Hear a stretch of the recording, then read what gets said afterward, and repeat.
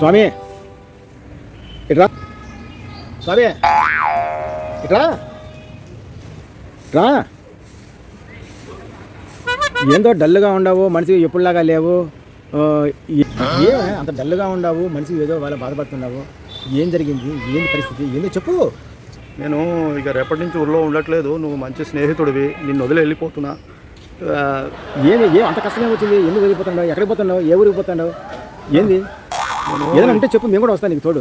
హిమాలయాలకు వెళ్ళిపోతున్నా, సన్యాసం పుచ్చుకుంటున్నా. ఇంకా నేను అన్ని సర్దుకొని వెళ్ళిపోతున్నా శేఖర్. ఇప్పుడు కాషాయపు వస్త్రాలు ఏడున్నాయో అని అక్కడ షాప్ ఎక్కడుందో వెతుకుదామని వచ్చినా. రేపు హిమాలయాలకు వెళ్ళిపోతున్నా, నువ్వు కూడా రాజశేఖర్. నేను అంత కష్టం ఎందుకు వచ్చింది? హిమాలయాలకు పోవాలనుకుంటాను, నన్ను రమ్మంటున్నాడు. ఏది చెప్తే పరిష్కారం ఏదో ఆలోచిద్దాము. అప్పుడు రావాలా లేదని నేను చెప్తాను నీకు. ఏంటంటే పెళ్లి చేసుకున్న కాంచి ఇక నా పిల్లలతో లొల్లి ఉంది. ఇక ఎప్పుడు గొడవలే, ఎప్పుడు పంచాయతీలే. ఏం చేయాలి శేఖర్? ఇంకా నేను ఇది పడలేను. అందుకే హిమాలయాలకు వెళ్ళిపోతున్నా. ఇంకా నువ్వు వస్తారా లేకపోతే నేను వెళ్ళిపోతున్నా శేఖర్. కాదు అరే, ఇంత చిన్న విషయానికే నువ్వు హిమాలయాలకు ఎందుకు వెళ్తున్నావు సమయం? ఇప్పుడు నా ఇంట్లో ఉన్నాను, నేను నా భార్య ఎంత హ్యాపీగా ఉంటావు. ఎప్పుడు నవ్వుకుంటూ హ్యాపీగా చిలకా గోరింకల్లా ఉంటున్నావు. అంటే నువ్వు చెప్పినట్టు నీ భార్య వింటుందా?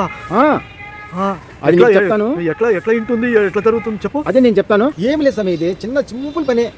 తను నా భార్య ఏం చెప్తే నేను ఆ పని చేసుకుంటూ పోతున్నా. అంటే చెత్త ఏమంటే చెత్త దోస్తున్నా, పాత గడమంటే పాత గడుగుతున్నాను. ఇంట్లో చపాతీలు వేసి దోశలు పోసి నా భార్యకి తినిపించమంటే తినిపిస్తున్నా. అంతే. అప్పుడు నా భార్య నన్ను ఏమందో నేను ఏమన్నా సంతోషంగా హ్యాపీగా ఉంటున్నావు. తెలిసిందా? ఇంతే సమయం, ఇదే చేయాల్సిన పని.